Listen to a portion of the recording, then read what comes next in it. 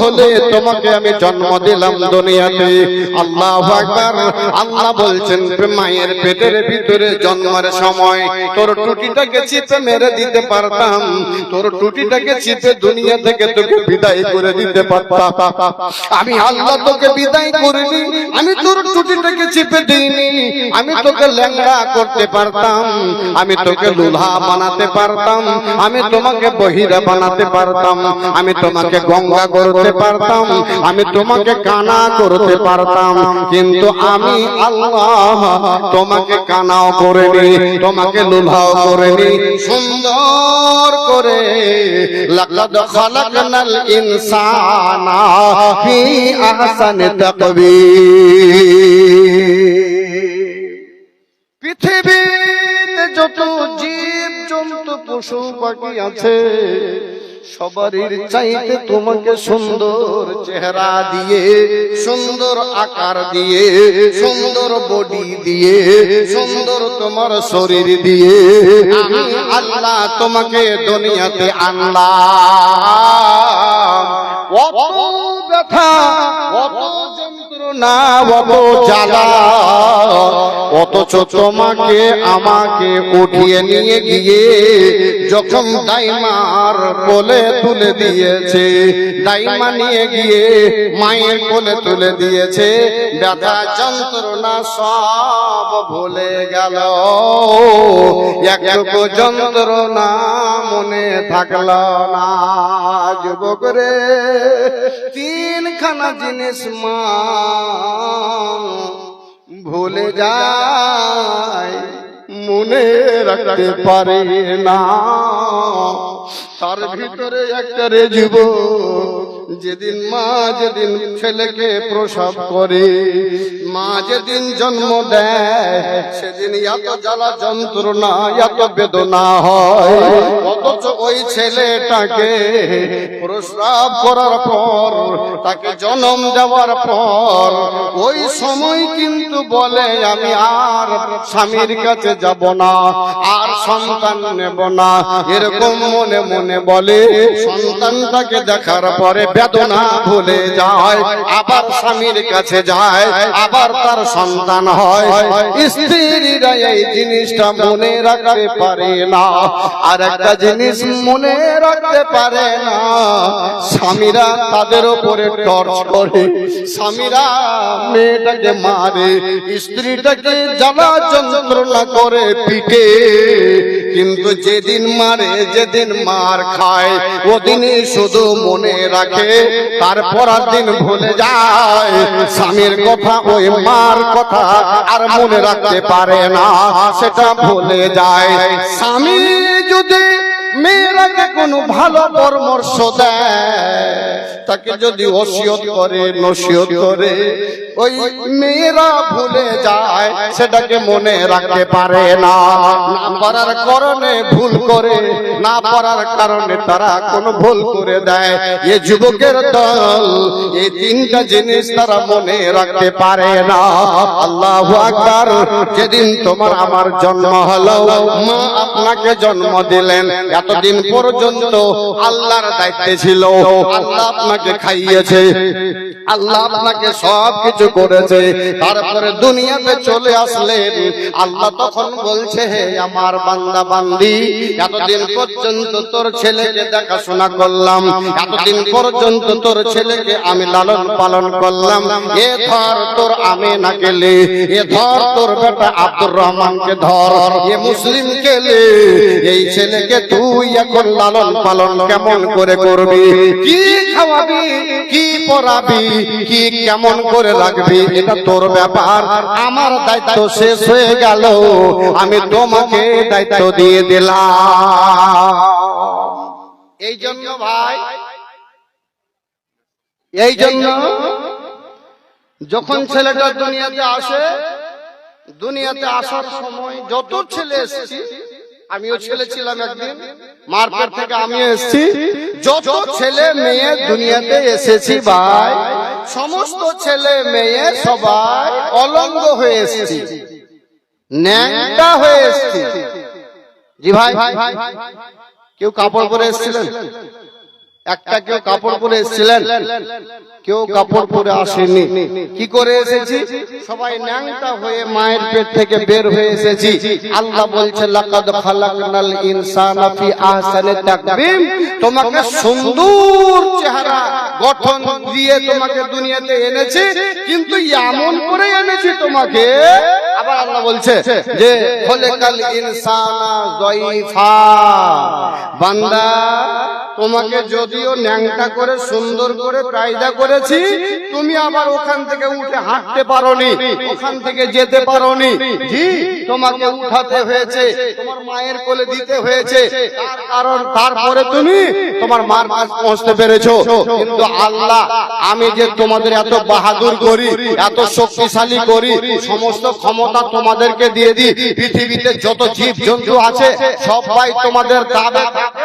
কিন্তু বন্ধু, আল্লাহ রাব্বুল আলামিন একটা গরু ছাগলের বাচ্চা যখন পয়দা করে, দেখা যায় ওকে ওর নানি ওকে ধুয়ে মুছে সাফ করেনি, ওর নানি এসে ওকে আদর করে ভালোভাবে ওকে সাফ সুতরা করে ওর মার কাছে দেয়নি, ওর খালা আসেনি, গ্রামের কোনো ওর মানে নানি ফুফু কেউ আসেনি। এমনিতে ওই গরুটার বাচ্চাটা 2-4 ঘন্টা 1 ঘন্টা থাকার পরে থড়বড় করে উঠে যাওয়ার পরে কোথায় মায়ের দুধ আছে, মায়ের দুধে লেগে যায়, যে তখন দুধ খেতে আরম্ভ করে। আল্লাহ বলছে বান্দা, যদিও এরাকে আমি অত সুন্দর করিনি, কিন্তু ওদেরকে মায়ের দরকার হয় না, ওদেরকে ক্ষমতা দিয়ে দিই, নিজেই উঠে যে বাচ্চাতে দুধ পান করে নেয়, ছাগলের বাচ্চা দুধ পান করে নেয়। সামান্য আরো জীবজন্তু যেগুলো আছে ওদের বাচ্চাগুলো হলে ওরা নিজে ব্যবস্থা করে নেয়। কিন্তু বান্দা, তোরা এত যে সুন্দর, আবার তোকে এত মানে কমজোর করে সৃষ্টি করেছি যে তোমাকে উঠিয়ে নিয়ে গিয়ে তোর মার কাছে পৌঁছাতে হয়, তুমি নিজে গিয়ে তোমার মায়ের দুধ পান করতে পারো না। আল্লাহ বলছে খলাকাল ইনসানা যায়ফা, তোমরা কমজোর। হায় ভাইরা আমার, বন্ধুরা আমার, ন্যাংটা হয়ে দুনিয়াতে এলাম, আল্লাহ আপনাকে এসে কাপড় পরিয়ে দেয়নি, আল্লাহ এসে পেন কিনে তোমাকে দেয়নি। দায়িত্বটা মা আর আব্বাকে আল্লাহ দিয়ে দিলেন। মা বাবারে, এই যে ধর তোর লালচানকে এবার ন্যাংটা করে দুনিয়াতে পাঠালাম, তুমি এবার তোমার ছেলেটাকে কি পরাবা, কি খাওয়াবা, তোমার ব্যাপার।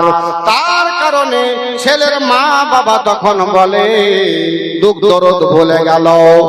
ছেলে দেখেছে, আর ছেলে দেখার সঙ্গে সঙ্গে তার মনের ব্যথা যন্ত্রণা সব দূর করে দিয়ে এমন সান্ত্বনা পেয়েছে, তখন তার স্বামীকে বলছে, স্বামী যান, একটু আপনি কিশনগঞ্জ যান, একটু কানকি যান, সূর্যপুর যান, দলখোলা যান, আপনার ছেলেটার জন্য মেয়েটার জন্য একটা পেন কিনে নিয়ে আসুন, একটা শার্ট কিনে নিয়ে আসুন। দুনিয়াতে কতক্ষণ পর্যন্ত একে অলঙ্গ করে রাখবো? দুনিয়াতে এসেছে, তাকে পেনের ব্যবস্থা করে দেন, শার্টের ব্যবস্থা করে দেন, তাকে জামার ব্যবস্থা করে দেন। চটাক করে চলে যায় দলখোলা। আব্বা গিয়ে তখন সঙ্গে সঙ্গে জামা পেন কিনে নিয়ে এসে, গঞ্জি কিনে নিয়ে এসে স্ত্রীর হাতে দেয়। যে তখন আপনাকে পরনে পরিয়েছে পেন গেঞ্জি শার্ট দিয়ে, তখন এত সুন্দর করে দিলে। আল্লাহু আকবার। তারপরে তখন আব্বা দেখছে কত মন আনন্দ, মা দেখছে কত মন আনন্দ, ফুর্তি। জি, এখন লোক বলছে মেয়ে যদি হয় মন খুব খারাপ হয়, ছেলে যদি হয় মনে খুব শান্তি। বেটা হয়েছে, আমি বলছি বেটা লয়, তোর কপালে ব্যথা হয়েছে। জি, আরে কপালে ব্যথা হলো। আর একটা কথা বলি, ছেলে হলে আপনার খুশি লয়, ছেলে হলে তোমার কপালে ঝাঁটাও পড়লো। মালানা কেন জি ছেলে হলে ঝাঁটা হয়? যে হ্যাঁ, ঝাঁটাও হলো। কেমন ঝাঁটা দেখেন? এতদিন পর্যন্ত বিয়ে করে নিয়েছিলেন, বিয়ে করে আনার পরে আপনি আর আপনার স্ত্রী ছিলেন, কাজ করতে গেছেন কানকিতে, কাজ করা হয়েছে, 2টা মিষ্টি কিনেছেন। দুটো মিষ্টি কিনেছেন, 2টা মিষ্টি কিনে নিয়ে এসে ঘরের ভিতরে ঢুকলেন। ঠোঙ্গাটা কার হাতে? ঠোঙ্গাটা দিলেন আপনার স্ত্রীর হাতে। স্ত্রীকে বলছেন দুটো মিষ্টি কিনেছি কিশনগঞ্জে, খুব সুন্দর মিষ্টি, খেয়ে মন ভরে যায়, খাও তুমি মিষ্টি দুটো। ভালো ঘরের যদি মেয়ে হয়, ভালো ঘরের যদি মেয়ে হয়, আদবওয়ালি যদি হয়, চরিত্রমান যদি হয়, স্বামী ভক্তি যদি তার ভিতরে থাকে, স্বামীর যদি আদর থাকে, তবে কিন্তু ওই মেয়েটা কোনদিন মিষ্টি একাই খেতে পারবে না। দুজন মেলে বসেছে আর একটা মিষ্টি নিয়ে স্বামীকে বলছেন নেন একটা আপনি নেন। হাতে ধরতে গেছে, বলছে স্বামী যান, মহব্বত মুখে তুলে দেব, আপনাকে আজ হাতে দেব না। যুবকেরা, এই যুবকেরা যারা এখন পর্যন্ত বিয়ে করনি, পরের বেটিরাকে নষ্ট করতে যাও, পরের বোনেরাকে নষ্ট করো। আল্লাহর কসম দিয়ে বলছে যুবক, যতদিন কথা বলবে, যতদিন তার জন্য চানাচুরের ঠোঙ্গা যাবে, যতদিন জিলাপির ঠোঙ্গা যাবে, আল্লাহর কসম দিয়ে বলছি তোর খাতায় পাপ পাপ পাপ গুনাহ গুনাহ উঠতে থাকবে, মিটার উঠতে থাকবে, গুনহার মিটার উঠতেই আছে উঠতেই আছে। তোমার আমল নামাতে গুনাহ চাপতেই আছে। আর ভবিষ্যতের কথা, তোমার স্ত্রী যদি তোমার মুখে তুলে দিয়েছে একটা মিষ্টি, আল্লাহর কসম বলছি তোর আমল নাম, তোমার স্ত্রীর আমল নামাতে একটা নেকি চেপে গেছে। ওটাও মেয়ে, ওটাও মেয়ে, ওটাও মেয়ে ছেলে, এটাও মেয়ে ছেলে, এর মুখে তুলে দেওয়ার কারণে তোর আমল নামাতে নেকি চেপে গেল। অন্য জনের সাথে কথা বলার কারণে, ঠোঙ্গা তার হাতে তুলে দেওয়ার কারণে তোমার আমল নামাতে গুনাহ চেপে গেল। স্ত্রী বলছে তোমার মুখে আমি দিছি, আর স্বামী তখন বলছে তাহলে মিষ্টিটা দাও, আমি তোমার মুখে তুলে দিছি। ভাইজান, এরকম অবস্থা হয়, এই স্বামী আর স্ত্রীর এত মহব্বত আর পয়দা হয় যে তারা দুইজন কোনদিন আর ঝগড়াঝাটি করে না। আল্লাহর বান্দা বান্দিরা, তবে এবার দেখুন স্বামী আর স্ত্রী দুজন মিলে দুটো মিষ্টি খেলেন, কিন্তু যেদিন তোমার সন্তান দুনিয়াতে এলো আর খাবার মতো যখন হয়েছে, ওই মিষ্টির ঠোঙাটা নিয়ে এসে আর স্ত্রীর হাতে দাও না। তখন কি করো বেটা? আয় আয় আয়। আর ওদিকে আব্বা আব্বা আব্বা আব্বা আব্বাকে দৌড়িয়ে চলে আসছে দেরিতে, একদম রাস্তাতে যায় বেটা আয়। আর অমনি মানে ব্যাগ থেকে পকেট থেকে মিষ্টির ঠোঙাটা, বিস্কিট প্যাকেটটা, চানাচুরের ঠোঙাটা ওর হাতে দিয়ে দিলেন। ছেলেটা খেয়ে নিল, ঝাঁটা পড়লো কপালে, পড়েছে গেল পেটে ছেলে। তাহলে ছেলে হওয়া মানে আপনি কি বলছেন? আল্লাহ রাব্বুল আলামিন কোরআনের ভিতরে বলছে যে আল মাল ওয়াল বানুন ফিতনা, এই ছেলে এবং মাল দুনিয়ার ফিতনা, এটা আর কিছু না, এটা ফিতনা। জি, তাহলে আপনার ভাগটা চলে গেল কোথায়? ছেলের কাছে। আপনি কি ভেবেছেন আপনার ছেলেটাকে আপনি খাওয়াইছেন, আপনার ছেলেটাকে আপনি পড়াইছেন, আপনাকে আপনার মা বাপ পড়ায়নি? পড়ায়নি। এবার আল্লাহ বলছেন ওয়াকাদা রাব্বুকা আল্লা তা'বুদু ইল্লা ইয়াহু ওয়া বিল ওয়ালিদাইনি ইহসানা ইম্মা ইয়াবলুগান্না ইনদাকাল কিবারা আহাদুহুমা আও কিলাহুমা ফালা তাকুল্লাহুমা উফিন ওয়ালা তানহারহুমা ওয়া কুল্লাহুমা কাওলান কারীমা ওয়াখফিদ লাহুমা জানাহাদ দুল্লি মিনার রাহমাতি ওয়া কুর রাব্বিরহামহুমা কামা রাব্বায়ানি সাগীরা। আল্লাহর কোরআনের আয়াতের তরজমা শোনো। আল্লাহ বলছে আমি আল্লাহ ফয়সালা করে দিলাম, তোমরা আমার ইবাদত শুধুমাত্র করবা, তারপরে তোমার মাতা পিতার তোমরা সম্মান করবা, ইজ্জত করবা, তোমার মাতা পিতার কথা শুনবা। আবার তোমার মাতা পিতা ওরা দুইজনের সাথে কথা বলিও, ধমক দিয়ে কথা বলিও না। তারপরে আল্লাহ রাব্বুল আলামিন বলছেন ওয়াকফিদ লাহুমা জানাহা যুল্লি মিনার রাহমাতি ওয়াকুর রাব্বিরহামহুমা কামা রাব্বায়ানি সাগীরা। এই বান্দা বান্দি, যখন তোমার মা বাপ যখন নরমাল হয়ে যাবে, মাতা পিতা যখন বুড়ো হয়ে যাবে, বুড়ো হয়ে গেলে এই মাতা পিতাকে তোমরা তোমাদের রহমতের হাত দুখানা, তোমাদের বাজু দুখানা তোমরা বিছিয়ে দিও। বিছিয়ে দেওয়ার মানে তোমার আব্বা মাকে, যেমন ছোটবেলা তুমি বলেছিলে মা পেশাব করব, তখন তোমাকে কোলে করে দিয়ে গিয়ে পেশাব করিয়েছে। যখন তুমি বলেছিলে আব্বাকে আব্বাজি হাঁকবো পায়খানা করব, ওই সঙ্গে সঙ্গে আব্বা তোমাকে কোলে দিয়ে গিয়ে তোমাকে পায়খানা করিয়েছে।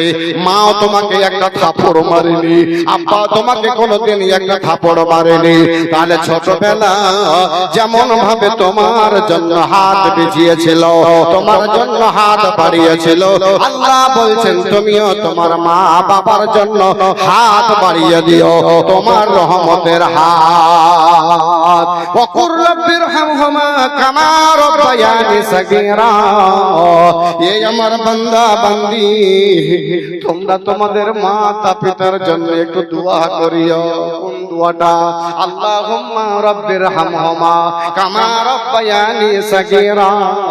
আয় আল্লাহ, যেমন ভাবে আমার মা আমার আব্বা আমার উপরে দয়া করেছিল, আমার উপরে মেহেরবানি করেছিল, মহান আল্লাহ রে তুমি আমার মাতা পিতার উপরে অমনি ভাবে দয়া করিয়া।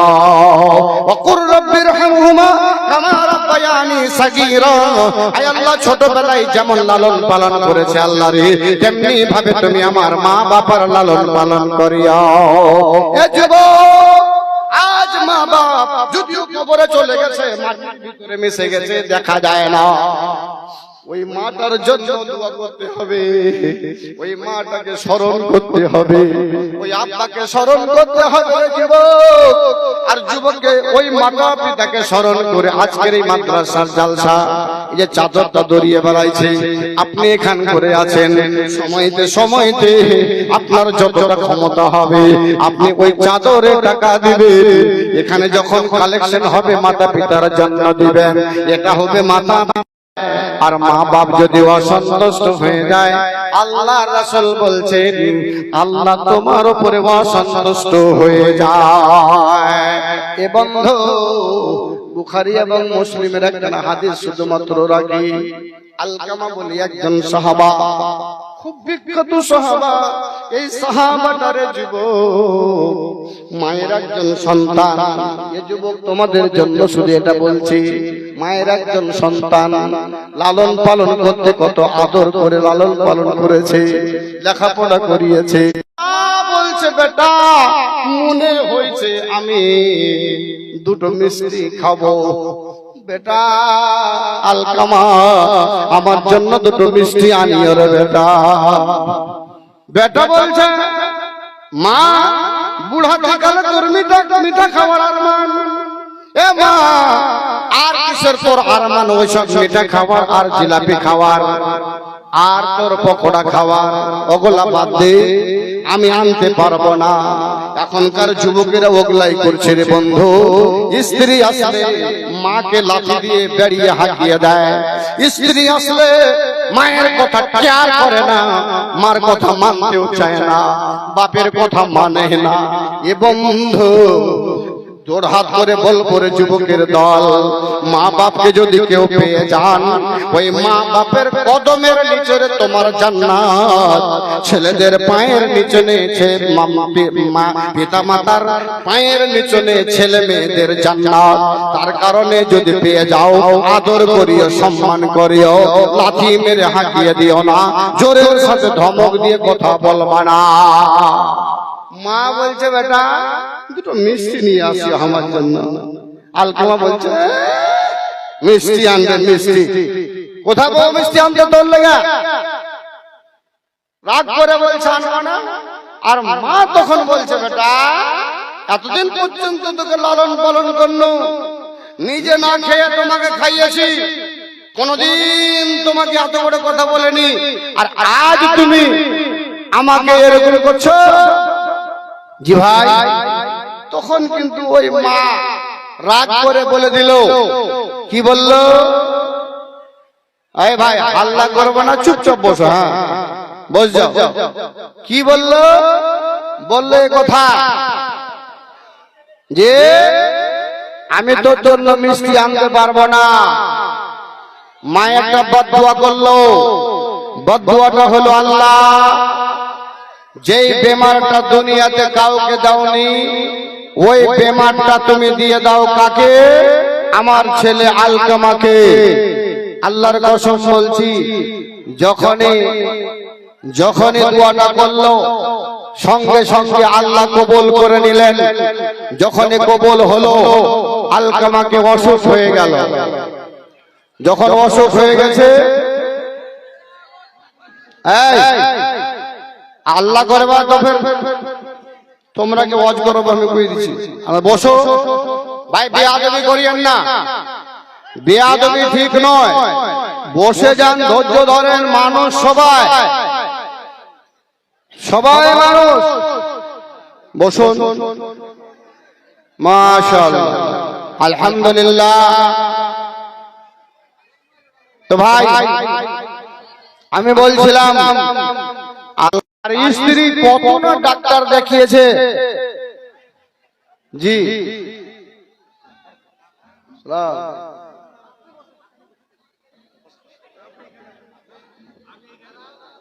এসছে ভাই,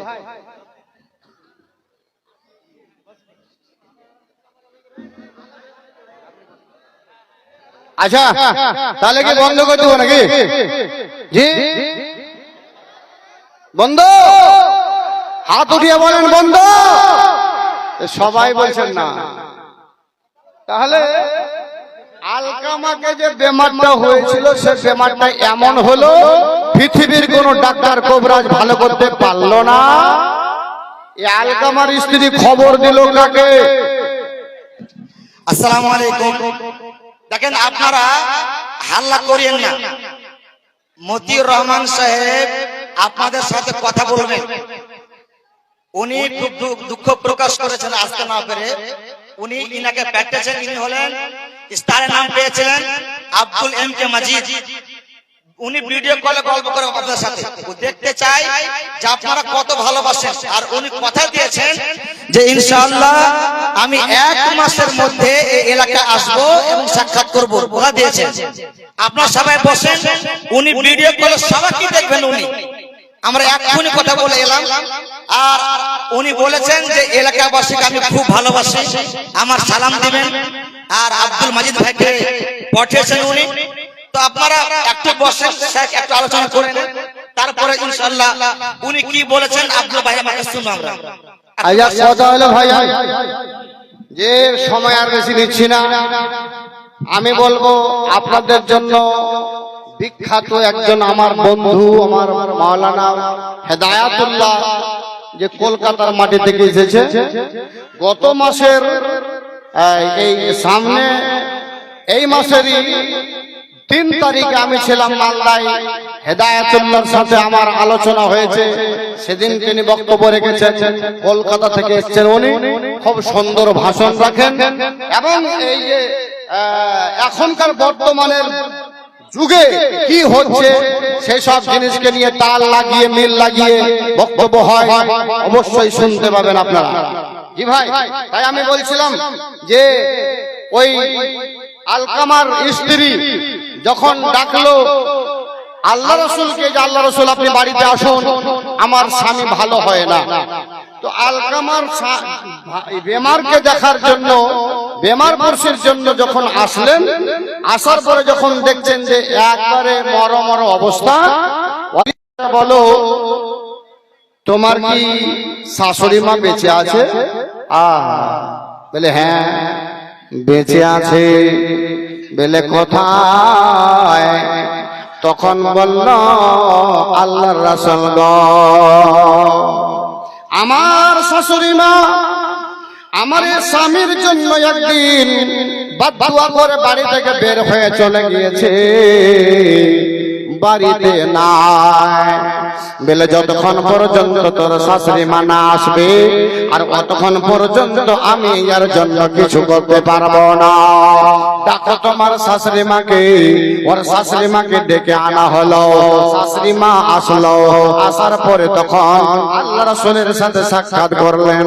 আলকামার মাকে আল্লাহ রাসূল বলছেন, আলকামার মা রে, তুমি তোমার বেটা আলকামাকে ক্ষমা করে দাও। আল্লাহ রাসূলকে বলছেন, আল্লাহ রাসূল গো, আমার বেটাকে ক্ষমা করতে পারবো না। আপনি যদি অর্ডার করেন একটা পাহাড়কে উঠিয়ে আনো, পাহাড়টা উঠিয়ে আনা আমার জন্য সম্ভব হবে, কিন্তু আমার আলকামাকে আমি ক্ষমা করব এটা আমার জন্য সম্ভব নয়। আল্লাহ রাসূল বললেন, ও সাহাবায়ে কেরামরা, লকড়ি আনো, আগুন জ্বালো। লকড়ি আনা হলো, আগুন জ্বালিয়ে দেওয়া হলো। আলকামার মা রাসূলকে জিজ্ঞেস করছেন, রাসূল হে, এখন আগুন জ্বালিয়ে কি করবেন? আলকামার মা যখন রাসূল বলছেন, এ আলকামার মা, এখন তাকে জ্বালিয়ে দেব আগুনের ভিতরে ঢুকিয়ে। কেন? তুমি যদি মাফ না করো, তুমি যদি মাফ না করো তাহলে আলকামা জাহান্নাম যাবে। তার কারণে আমি আলকামাকে ক্ষমা করতেও পারবো না। এবার যদি তুমি ক্ষমা করে দাও তার জন্য দোয়া করে দেব। আলকামার মা বলছে, আল্লাহ রাসূল গো, আলকামাকে আমি খাস দিলে মাফ করে দিলাম।